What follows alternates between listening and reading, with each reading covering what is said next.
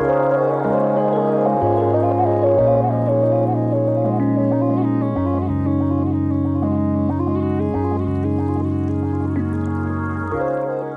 everyone, welcome back to the latest edition of the Freelance Life tutorials. This week I wanted to do something that is a little simple, shouldn't take us too long to get through, but that I think will absolutely elevate your social media platform usage in terms of branding and ensuring that you have a nice cohesive look when it comes to things like Instastories. So this week we are going to be creating 3 simple Instagram story posts that you can utilize in your own Insta stories. I'm going to show you just a really simple layout style that's inspired by an Insta story set that I released recently on Creative Market. We're basically going to be remaking the same exact thing, but we're going to update the color theme and we're going to change some of the photos, and I'm just going to take you through my process of creating these. And the goal is just to create these templates that you can use over and over again and update based on your post needs, based on whatever it is that you're working on. All you have to go in and do is update your Affinity Designer file. We will be working it in Affinity Designer. So this lesson is a little bit more elevated than a basic lesson. I'm going to be assuming that you're kind of comfortable with the menus and things like that, but I will go a little bit slower so that those who aren't necessarily used to the Affinity Designer interface can kind of keep up. Let's get started. So really quick, before we jump into creating our templates, I kind of want to highlight this file system that I have set up here. Basically, I'm working on Artboards and it's all encased in one file essentially. So instead of working on each Insta story in a separate file system in of itself, I have all of the layouts kind of spread into this specific file, but they're placed on Artboard. So this just allows me to keep things a little bit more streamlined and it makes it easier to find everything. And what's nice is within these Artboards, if you click on the little nesting arrows within the layers panel right here on the right, you'll see my arrow scroll down, you'll see layers. And then right here on the right, I have all of my artboards as a layer, but then each of them is nested, and that nest basically has a group of all of the different elements that make up this specific artboard. So in this case, this specific artboard 5 has a layout for a podcast episode. So you'll see the little artistic abstract paint strokes, you'll see the image, you'll see the podcast icon, and then you'll see the text areas for the episode featuring the most creative lifestyle brands, and then the listen now menu button. So while these menu buttons aren't necessarily functional in Instagram stories, you can link out to specific web URLs and things like that. So the idea is that they would click on this and then it'll take them to the outside link. So I think it's just easier and a little bit more organized to keep everything in one file versus having a ton of different files all housed in a zipped file or something like that. This just makes it easier. People might get worried that you can't export this as an individual file, that it'll export all the artboards together, and yes, that is the case. But what you can do is instead of exporting the whole entire document, you can go into File and you can export a specific area. So in our case, each area is an artboard. So if we wanted to export each of these individually for use on Insta Stories, we would export by artboard, and you can export as a PNG or a JPEG, whatever you find most useful to you. Alright, so I just wanted to kind of give you a rundown of what everything looks like. We will be working with vector brush tools, placing images, placing text, and then creating some shapes as well. So once you've launched Affinity Designer, what you're going to do is select File in your menu bar and you're going to select New. This takes us to our new document pop-up. What we want to do is set up a file that is the size of a phone or a typical Insta story. If we look at my original file here, we can go to File, Document Setup, and it'll show you what the document dimensions are. So it looks like it's 6,232, but it's not. individual artboard is actually 1080 by 1920 pixels, and this is basically just the standard size for anything that you're seeing in mobile. So that's what we're going to be doing in terms of this file system. So we can go back to File, New. We're going to change our page width to 1080, and we're going to change our page height to 1920.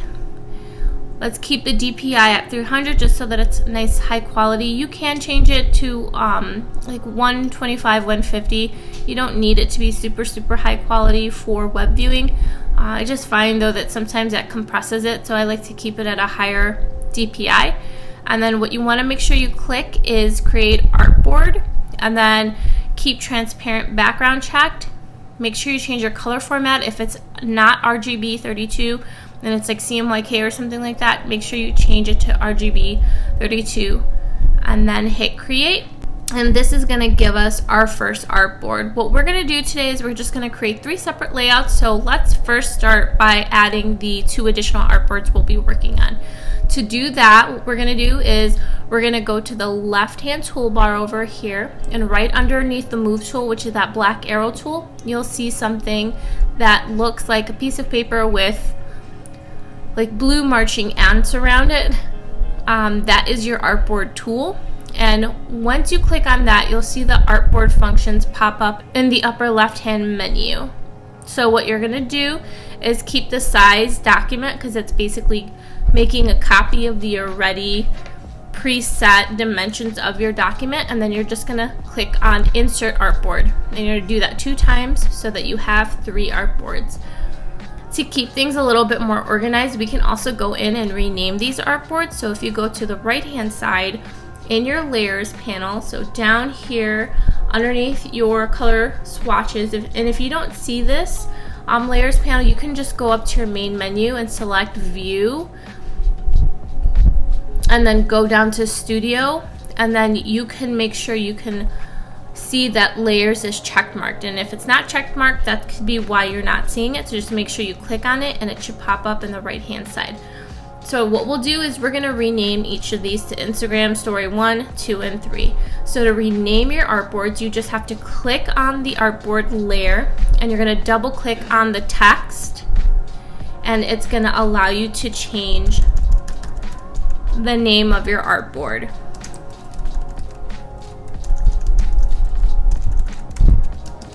And then what I like to do is just highlight it all, Command C or edit, copy, and then do the same thing for artboard 2, double click the text, and then Command V or edit, paste, and then just update the number. Once you've renamed all of your artboards, we're going to get started on designing for the first Instagram story. On your left hand side, you'll see you'll have these different shape tools. So we're just going to select the square shape tool, and we're going to go over to our color swatches, and we're going to make sure it doesn't have a stroke, and then we can change the color to whatever we want.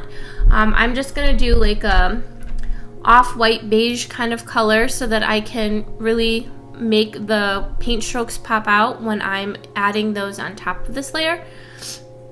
And basically what you'll do to create that square is you'll see these crosshairs, and you can just drag it across your artboard so that it is basically filling the entire space. And this kind of establishes our background layer. And then what we're going to do is build on top of this, and you'll start to see that on top of this first artboard that we created, you'll start to see the drop down menus starting to pull, because it's grouping all of the elements onto this particular artboard for Instagram Story 1. I also like to utilize the shape tool to kind of help establish where my photos will go when it comes to these types of things. Instagram stories are often used for marketing, whether it be your product or your brand, yourself. A lot of fashion and lifestyle brands utilize it. So the idea is to really allow the visuals to stand out, and then everything else within the design of the Instagram story layout is meant to just kind of support it, and also lead you and your eyes to that main element. So just to keep things easy, we can just start with a really simple placement of the first shape for our actual image, and I'm just going to churn the color from this beige to black, so that way it's easy to see where the image is going to be placed. And for now, this is just going to be our placeholder for where our image is. So the idea is to get people informed about your product and to get them to take an action, right? So when we're looking at this, we're thinking about how does design apply to these visual elements that we're utilizing, but the whole purpose of it is to market something and to get the viewer to do something, whether it be visit your website, purchase a product, something like that.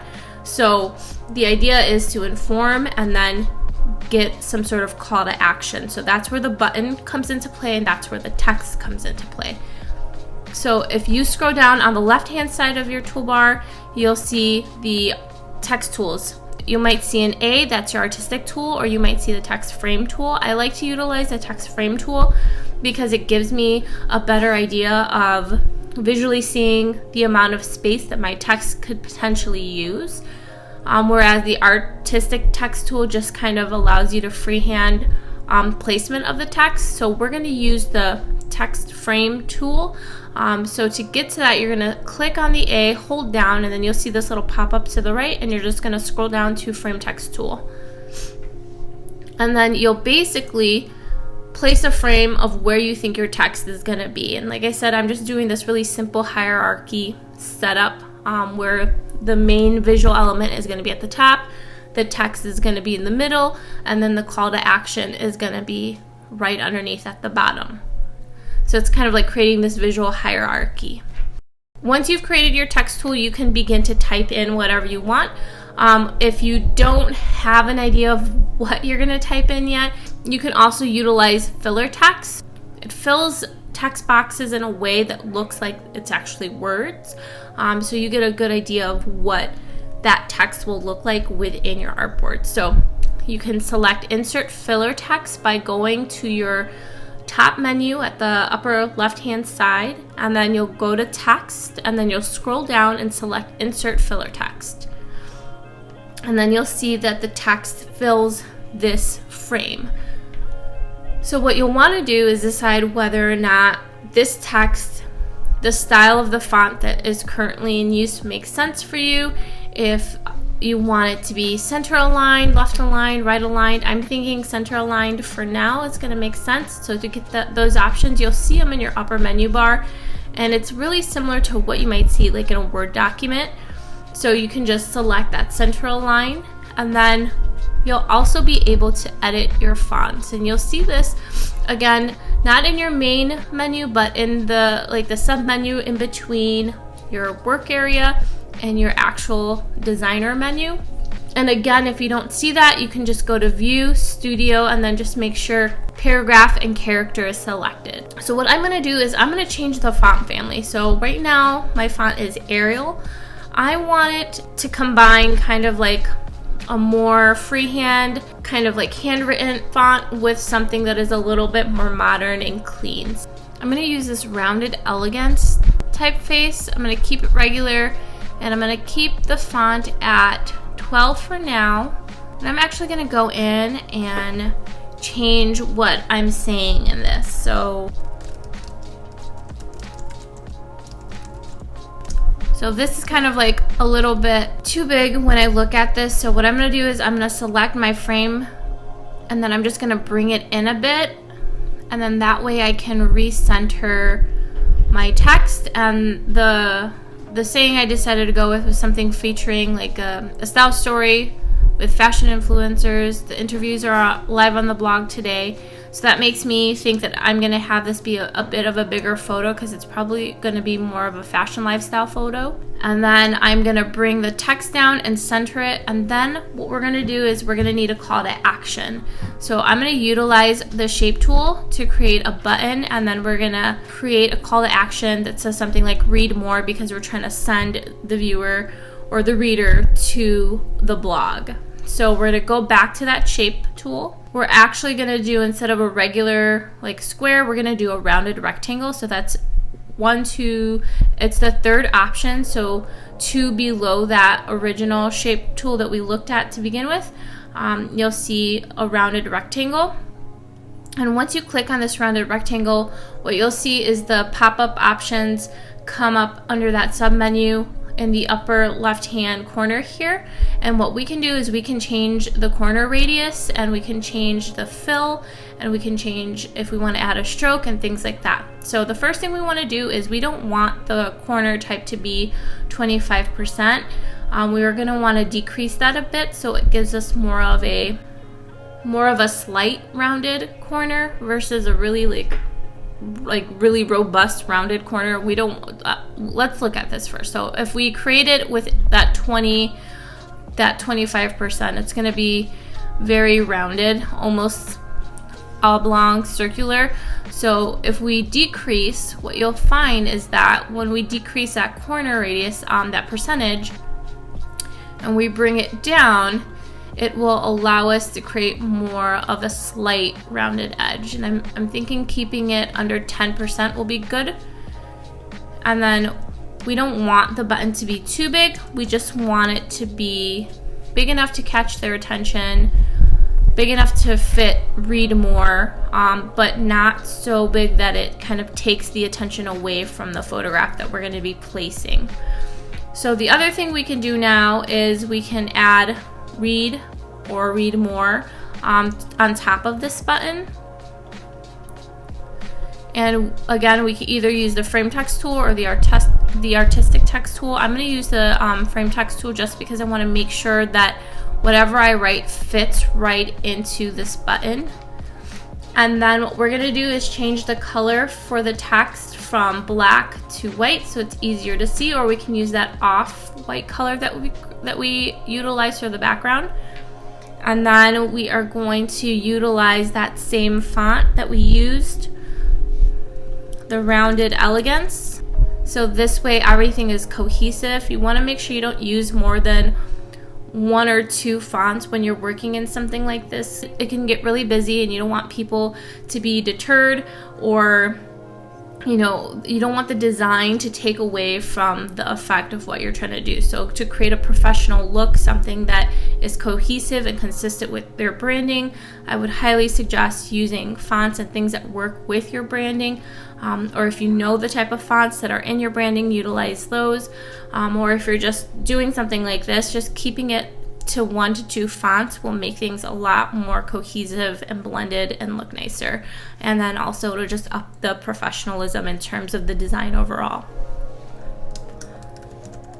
So I'm going to use all caps and I'm going to write read more. If you're finding that you don't see the text, it could be because your text is layered behind this black box. So if you go to your layers, what you'll see is very similar to what you might notice in something like Photoshop or Illustrator. When you're working in layers, it's like a cake. Whatever you put on top covers whatever's on the bottom, unless you're adjusting the opacity and things like that, but we're not going to get into that today. So what we want to do is take that frame of text that says read more and we want to drag it above our rounded rectangle, and that way we can see the text. And I'm actually going to decrease the size a bit from 12 to 10. And then I'm going to add a little arrow here. You can use like a caret, or you can go into your shape tool and you can select something like a triangle. So if you go down below your rounded rectangle tool, you'll have the shape tool that gives you multiple options. And the first option, you might have it on, like, when you see it at first, it might be like this call out bubble, or it could be something else depending on whatever your system already has pre-established. But once you click on it and you hold down, you'll get this pop-out menu and you can select triangle. And then we're going to create a triangle, and we're just going to resize it a bit so that it's going to fit into the read more button call out. And then I'm going to change the color because I have it currently filled to black. I'm going to change it to that off-white, and then I'm going to transform it by rotating it on its side. And what you'll see is that when you click on this, you have all of these little nodules all around, and then you have this like white nodule that kind of pulls out from the center at the top. That allows you to rotate, your item on its axis. So what we're going to do is we're going to hold shift, and then we're going to take our mouse, and you're going to get that little double arrow, and then we are going to rotate this exactly 90 degrees to the right, and then we're just going to pull it over to our read more call out button. And what I'm going to do though is, it's kind of big, so I'm going to resize it. You can hold shift when you resize to make sure everything stays in proportion. And then I just want it to be just slightly bigger than the read more. And then I want to select both of these and group it together. So I'm going to select the arrow first, and then I'm going to hold shift, and then I'm going to click on read more with my mouse. And then you'll see that both of these are selected.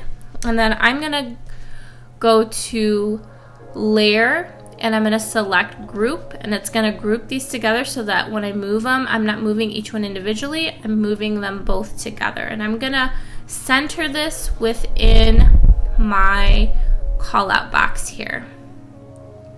And what's nice is you'll notice that Affinity Designer has these really great snapping guides, and you'll see Affinity Designer's helping me with that by popping out these really great snap tools. So now that that's centered, what I want to do now is also group the read more and the arrow with the button shape, with the rounded rectangle. So we already have read more selected. I'm going to hold shift once more, and then I'm going to select the button, and you'll see everything is now selected together.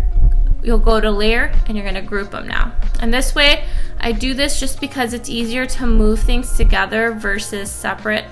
And it just, again, it keeps things a little bit more organized. And you can go back into your layers panel and rename this group to your call to action button. And it's always kind of like a tip of the trade. It's, you know, it's always good to basically label and organize your layers, especially if this is something that you're hoping to sell in the future. I sell these often on places like Creative Market, so I want to make it easy for people to utilize them.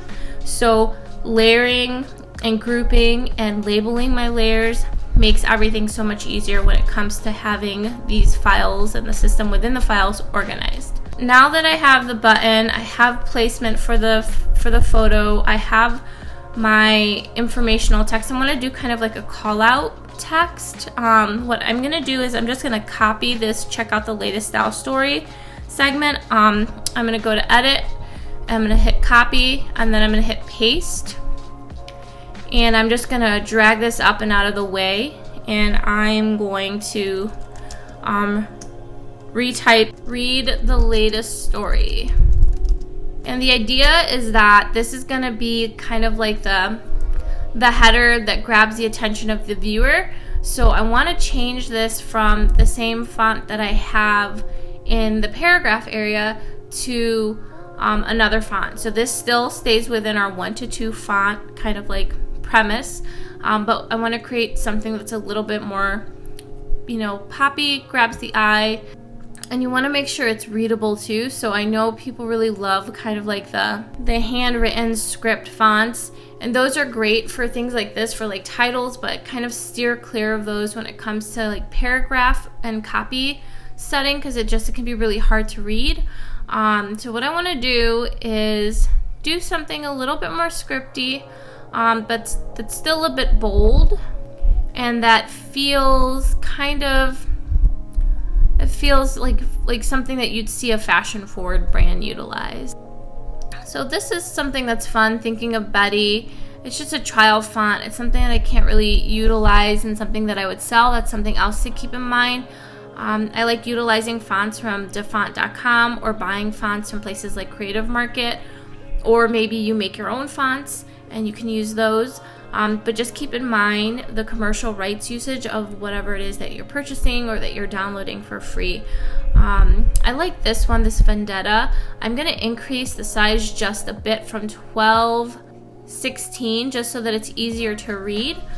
And I think this works really nice. It's bold, so it's bold and it's scripty, so it catches the eye, but it doesn't necessarily conflict with the really clean, simple lines of the Rounded Elegance font.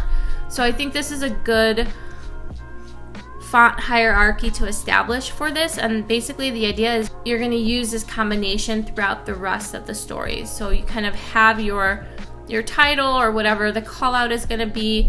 You have the typeface that you're going to use for your paragraphs, and then you'll usually want to use that same typeface within your call to action. And then it just makes, again, the consistent overall appeal just look nicer and be a bit more professional. So now that we have this first story laid out, let's add our finishing touches, and we're going to add an image. So before we add the finishing touches with like the brushes and the colors, let's add a photo. So since this is kind of like a fashion story, I want to utilize some fashion forward type photos. So what we're going to do, one of my favorite places to go to for freely usable images is unsplash.com. So you can go through their editorial, you can go by featured. I'm just gonna search for fashion lifestyle and see what pops up. And I'm gonna keep in mind the size and the shape of the placement of the layouts that I'm creating.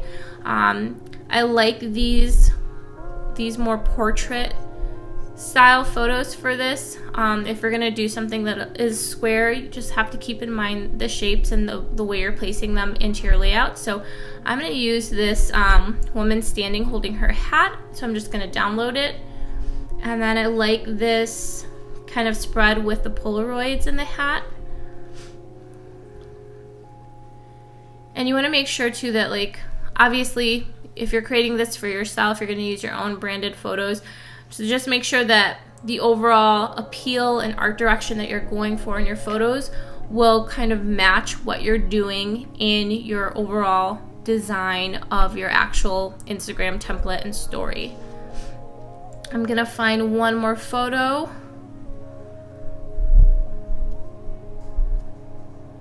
I'm going to grab this this photo by Priscilla with like the hanging clothes.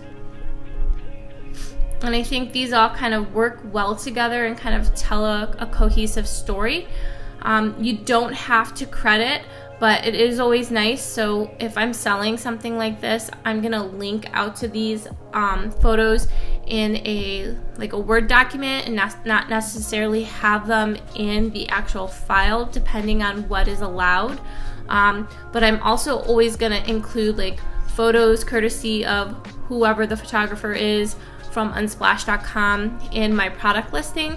It's just a way to support another creator, especially photographers, because their work often helps to elevate our design work. So I think it's just something that's, nice to do, and it's an industry standard, and it's just, it's a way to pay it forward. So once you find your photos, you can go back to your file, and what we're gonna do is we're gonna place the photo, and we're gonna basically mask it into this square shape. So to do that, we're gonna go to File in our upper main menu, and we're gonna select Place, and then we're gonna go to wherever those photos downloaded for you. They just went into my downloads file. I'm gonna select Open, and then you're gonna get this little arrow, like downward pointing arrow. That means you just have to click to place. And I'm gonna have to resize this because these photos are often very, very large and high res. So I'm gonna hold Shift and drag in from the corners. And if you find that Shift doesn't keep things in proportion, hold Command if you're working on a Mac, and you can drag in from the corners. And then I'm gonna keep this just a little bit bigger than my black square. And then what I'm gonna do is I'm gonna take this photo, I'm gonna drag this photo underneath the black rectangle, so not on top but underneath, and then I'm gonna select the black rectangle, and I'm going to right click the layer, and I'm gonna select Mask to Below, and it's gonna create a masking layer for me so that the photo basically stays within the shape of that black rectangle. Now I want to add some finishing touches, because in my most recent Insta stories I kind of did this like really fun abstract theme using paintbrushes. Affinity Designer has some fantastic textured vector paintbrushes, and that's how I kind of got this effect. So I want to go for something really similar with this tutorial that we're working with. So we're just going to add some little scribbles here and there as final touches to this first Instagram story. On your left hand side, you'll notice that there are additional tools below your black arrow move tool. You'll see something that looks like a pen tool, something that looks like a pencil, and then below that is a brush tool. This is your vector brush tool. So basically, you can utilize this to create fun strokes, fill spaces, but it is a vectorized version of a textured brush. So once we click on this, what we're gonna do is we're gonna go to our stroke on our right hand side, our stroke studio, and we're gonna increase the width, because if we look at this right now, our stroke is very small, so it's not gonna make those large kind of like painterly shapes that you see in this abstract series I have here. So what we have to do is increase the width of our stroke, and you'll find your stroke underneath your transform panel. If you see your color, it's usually 3 down from that. So go to your stroke studio, and then you're going to increase the size of your stroke. I'm going to up it to about 28 points. This looks like a nice wide enough brush for me. And then next to stroke, there's a tab that says brushes, and there's tons of different options for brushes. So right now you'll see oils selected for me, but there are watercolors, there are inks, gouaches, acrylics, and gouaches and oils are going to get you that nice kind of textury effect, as well as dry media and engraving. So for now, let's just stick with oils, and then we're going to find a stroke that is wide enough to, fill the space, but that still has a bit of texture to it. I think this 200 brush is going to work just fine for us. And then we are going to select some colors to kind of, play with. I think I'm going to pull out some of the colors from the sweater here in this photo. So like that blue, that deep yellow, and then that reddish maroon. So to do that, I'm going to select my color picker tool in the left hand side here before we even start painting, and then I'm gonna zoom in, and then I'm gonna click on the blue, and I'm gonna add these to my swatches by hitting the little plus add current fill to palette. And then I'm gonna get to this yellow that I really like, and if it comes out a little too muddy, you can just click on it and you can adjust the color. I think I like this mustard, so I'm going to do that. So to adjust the color, you just double click on the circle within your swatches tool, and it'll pull up your color chooser, and you can adjust the RGB, you can adjust your sliders, you can use the rainbow function here and just move the placement of your dot, and then hit close and it'll apply it. And now you want to make sure you add that to your palette as well. And then I'm going to zoom into this red. I feel like that's a little too light or a little too dark, so I'm going to lighten it up just a bit, and then hit close and then add that to my palette. So I'm going to select that blue first. I'm going to go back to my paintbrush. It should still have all of the same settings as before. My stroke should be at about 28. And then my brushes should be that oil brush, 200. And then you can just basically have fun, play with creating organic shapes with this. If you have a kind of like a pen tablet or something like that, you can utilize that. That's what I use. I usually use a Huion, but if you're just working with a mouse, that works too. And if you find that the color isn't the same, just click on the shape that you created, go back to your color, and then make sure it's selected for the stroke and not a fill. And then it'll create the color for you. And this doesn't have to be perfect. The idea is just to kind of create like this fun abstract effect. If you don't like your first go at it, it's fine. Just try again. You can even just do something as simple as adding lines here and there. Now I'm going to use that next color within the palette and kind of go across.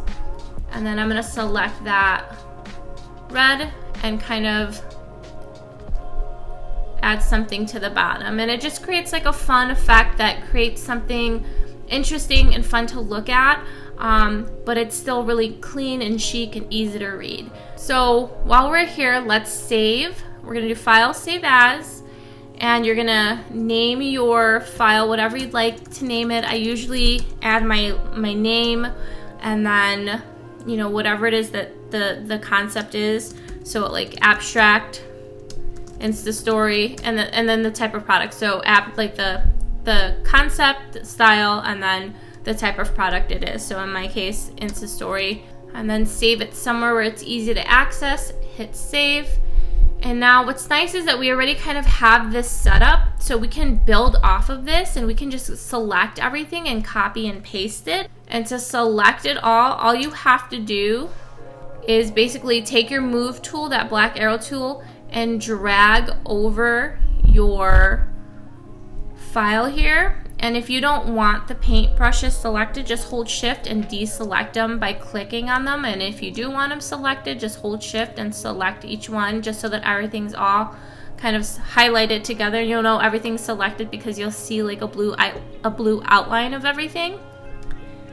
And then you can just hit edit, copy, and then you can go to your next story and just click on it and then go to edit, paste, and it'll paste it right on top. And we can just do that for the third story as well. And then what we are doing is basically just revising this layout. And this is just like a really simple way to go about this. You don't have to reinvent the wheel every single time. It's just basically you have the bones with your first one, and then you utilize that and you just revise and edit to make it work with what you're doing. So what I'm gonna do now is I'm gonna put two photos, or I'm gonna do a photo that goes across the center. We're gonna go into the photo and we're just gonna delete it. And then we are gonna go back into our shape maker tool and we're gonna create another placement for the next image we're gonna add in. So we know we have kind of like a square and then we have two longer ones. So I think we're gonna create the shape, we're gonna create more of a square shape for this middle one. And I'm gonna have it go completely to the ends of the layout. And I'm gonna fill it with black just so that we can see it. Make sure there's no stroke, and to make sure there's no stroke, all you have to do is, if you see in this upper area of your swatches palette, if you click on that little circle with color, you'll see there's a circle, like more of a donut shape behind it. If you click on that donut shape and it has a color, to basically defill it, you'll select there's like a square with a red line through it, and it basically just takes away color from your stroke. So I want to bring this square down just a bit, and I'm going to take the read the latest story and I'm going to move it up to the top. I'm going to update the paragraph to say something about, you know, shop the latest styles or check out the latest styles, whatever it is. And then I'm going to change my text from read more to shop now. And to do that, all you have to do is go into your, select your text tool and then double click on where it says read more, and then you can just update the text to say shop now. And if you find that the text needs to be adjusted, again, you can just use your left and right arrows, or you can use your move arrow to just realign everything. Now I'm going to place that next image. So file, place. I'm going to select the hangers. And then I'm going to click into my work area. And again, these are really high res images, so they're probably going to be really big. I'm just going to size this down. We're going to create a mask. So what we'll do is we'll select the black rectangle, we'll right click that layer and select mask to below, and it'll create the mask for us. And I'm going to change my top area to say shop fall styles today. And now what I want to do is go back to my paintbrush tool. I'm going to adjust my colors. I'm going to go with the yellow first. And then I'm going to go to my stroke. I'm going to increase it just a bit. And I'm just going to add kind of like a fun border around the image. So it kind of creates a frame and it draws you into the overall layout. And then we're just going to do the same kind of thing for Instagram Story 3. We're just going to remove the objects that we don't want to use. And kind of similar to what we did with the center one with Instagram Story 2, I'm going to have this, we already know this is kind of a portrait style photo. So I want to create something that is longer than it is wider, or something that's less square, but I'm going to drag it all the way to the actual edges of my frame for the artboard. And I'm going to just keep it this yellow for now so it's easy to see. And I'm going to go into File and select Place, so I can place that photo first, and then we're going to work from the photo. So I'm going to find the photo in my downloads. I'm going to select Open, and I'm going to click into my artboard. I'm going to resize the image by holding Command and then drag in from your corners. And it's okay if it's larger than your space, because we need to drag it underneath the yellow rectangle in this case. And then we are going to basically mask the rectangle to the image below. So select your rectangle in the Layers panel. Right click your rectangle layer, or hold Control and click if you're working on a Mac, and then select from your pop-up mask to below. And then what I'm going to do is I'm going to add another rectangle that is white. So I'm going to go into my color swatches here.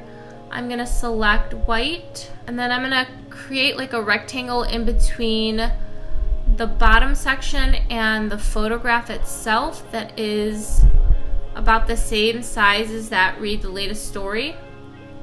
And then making sure it's that white color that I'm looking for, because I don't want it to blend into this bottom area. I want it to be something that kind of pops out. And then I'm going to take the Read the Latest Story and I'm going to place it on top. And if you find that you can't see it, again, remember we're working in layers, so just take the text layer and drag it above your white rectangle layer, and then it should pop out and be on top of that little white rectangle.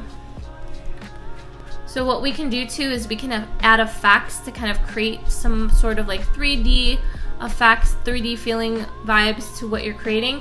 So what I want to do is add a little bit of a drop shadow to this white rectangle. So I'm going to select the rectangle, and then on the lower part of your layers area, you'll see there is a little FX icon, and that's basically the layer effects. If you click on that, it'll give you a pop-up that gives you all kinds of options.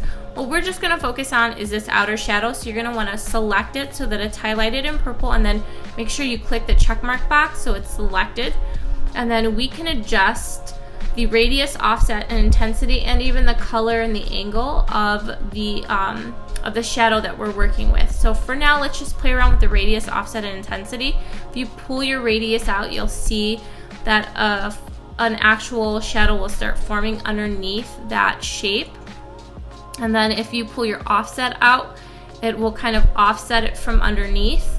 And then if you drag your intensity to the right, it will darken that shadow. So I think this right here, 50% opacity, 14.9 pixels radius, 5 pixel offset, and a 23% intensity, with the angle just staying at that 350 degrees, along with just a plain simple black color, will work really nicely to kind of give us a 3D effect of having this pop out from the picture. And again, it's just getting your eye to read the information, hierarchy of information, and that plays into the overall function of the design.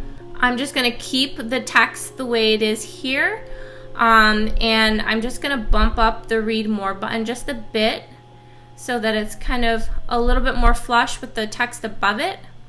And then we're going to go back to our vector paintbrush, and we are going to select that blue and maroon. We're going to play with those colors now. So let's start with the maroon, and we're just going to increase our stroke a little bit more this time, so 36. Keep that same brush again, just so that it's a little bit more cohesive and everything makes sense in terms of the overall layout.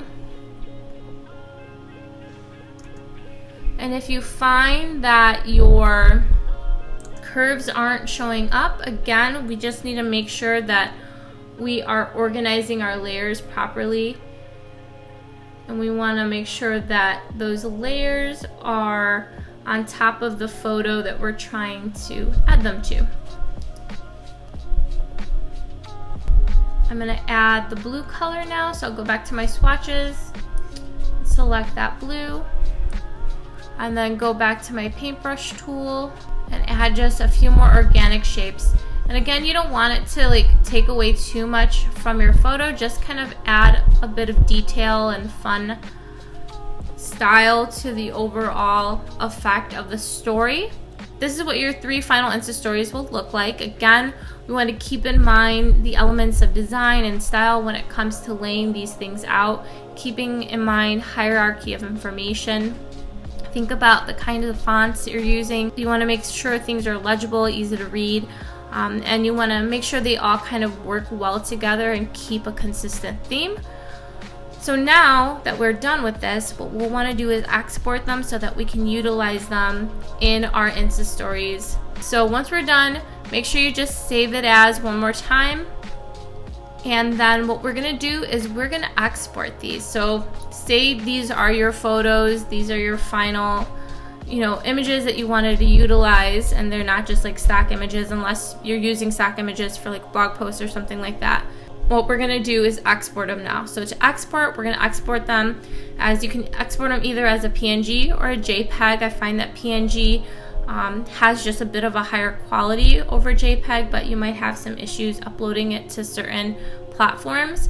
But what you'll do to get to that is you'll go into your upper menu and you'll go to File, and you're going to select Export.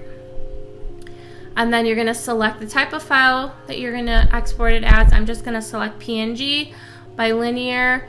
I'm going to select PNG 8 dithered just so that it's a little bit higher quality. And then what we're going to do is you're going to export each area individually. So you don't want to export the whole document because that'll literally export all of these on one page. You want to export one by one. So I'm going to show you 2 ways you can do this. So there's this way where you just select your first Instagram story and then you select export, and then you'll want to add like the number at the end. So in this case, abstract Instastory template 1 PNG, and then I'm going to save it. And then you'll just repeat this process for the next 2. And then we can go and just double check to see the file. So it'll export as an image to my desktop. When I click it, it'll open up, and this is what it'll look like, and this is what you'll be able to upload to Instagram for your Insta stories. What I like to do is I'll select my files, and then since I'm working on a Mac, I'm able to utilize AirDrop. So I'll just right click my files, and then I'll select share, and then I'll select AirDrop. And then I can just directly share it with my iPhone. And then I'll be able to load it directly to Instagram from my phone. Now, another way we can export these files really quickly, other than one by one, is we can utilize the slices function. So you just want to make sure everything is all grouped together in your artboards before you do this. So I'm just gonna select everything under Instagram Story 1, right click the layers, and then select group. And then close that. Do the same thing for Instagram Story 2. Select my drop down arrow, select the first item in my layers, hold shift, select the last item in my layers, and then right click and select group. And then close this again, and then open up Instagram Story 3, select the first item in my layer, hold shift, select my last item, and it'll select all of it, and then right click the layers and then select group. And then this just ensures that everything is grouped together. So the next way you can go about exporting your file so that you don't have to do everything individually one by one is you can go into your export persona. In the upper menu over to the left, kind of to the right of your window functions, you'll see the designer persona, pixel persona, and your export persona. So if you select export persona, you'll be able to select each of your images and export them as slices. So again, the reason why you want to make sure that everything is grouped is just so that nothing exports individually. And when we look here, we see everything is all grouped together. So what we'll do is on this right hand side within our slices panel, we'll select all of these, and we are going to change our export from single PNG to Retina PNG just so that it's higher quality. And then we are going to go to the bottom right hand corner, and you'll see something that says export slices, and then in parentheses it'll show the number of items. So in this case, the 3 Instastories that we're trying to export here. So you'll just click on that button, and then you're going to select the folder that you want to export your slices to, and then select export. And then it's going to export all 3 of them separately, but at the same time. It just makes things a lot easier. If you've seen my tutorial on how to export digital stickers as slices, this is just a batch way of going about this whole process of exporting multiple files, and it just makes things a lot quicker and a lot more streamlined. So my suggestion is to utilize this function if you have a lot of these that you're exporting. I mean, 3 isn't too bad to export one by one, but if you just want to be more efficient and quicker, you'll be able to export all 3 at the same time. And then if we go into our desktop, which is where I was exporting to, you'll see all of them exported for me at once. And now I can send all of these at the same time over to my phone and share them over AirDrop. And it just, again, it makes things so much easier, and it makes it a bit more efficient when it comes to exporting these files, especially if you have a lot that you need a batch export. So I'm going to share these quickly to my phone, and then we're going to jump over to how I load these to Instagram and add links. Now that you've exported your files to your phone, you can go into your Instagram account, and we can load these to Instastories. So I'm just going to walk you through the steps. I'm not going to publish this because it's just a tutorial, and I just want to kind of show you the process that I go about when I am on Instagram and I'm sharing to Instastories. So you can get to Instastories in multiple ways. I have 2 accounts. I have my personal account, and then I have my business account. So my business account has a business function, so that's typically where I share a lot of these stories because I'm able to link it properly, whereas my personal account, I don't have the functionality to actually add a web link to my Insta stories. So what I'll do is you can add an Insta story one of 2 ways. You can just go to your home button and then hit the your story button that has that little blue plus sign, or you can go to your profile and you can select Insights and you can create a post there, or you can add create a story as well here. So I'm going to select create a story, and then since I sent myself all of these files, they'll be in my camera roll. And then if I wanted to create like a series, I could do all of them at once, or I could do one by one. So I'm going to do a series. So I'm just going to select multiple, and I'm going to click on that little circle with the square inside so that it gives me the option to select multiple. And I'm just going to select the first in my series, the second, and then the last one, and then I'm going to hit next. And then what you'll find is you're able to add things like stickers, so you can search for like things like that say new post that you can add on top, and you just want to make sure that it matches the overall style of what you're going for. And then I like to add links. So in this case, if I wanted to send someone to my website or to my Etsy shop or something like that, I would select the little link function, and then you can select a web link, and then you can type it there. If you have, if you're an influencer and you're creating branded content, you can tag a business partner, and then once you're done, you can just hit done, and then you can select next, and then you can share it with whomever you are going to share it within your stories. I hope you guys found this tutorial helpful and informative. Thank you so much for watching. If you like this video, make sure you click that like button. If you want to keep up with future tutorials like this, and even maybe check out my vlogs and other videos that I have here on YouTube, make sure you hit that subscribe button as well. Thank you so much for tuning in, and I appreciate your support as always. I'll see you in the next one. Bye.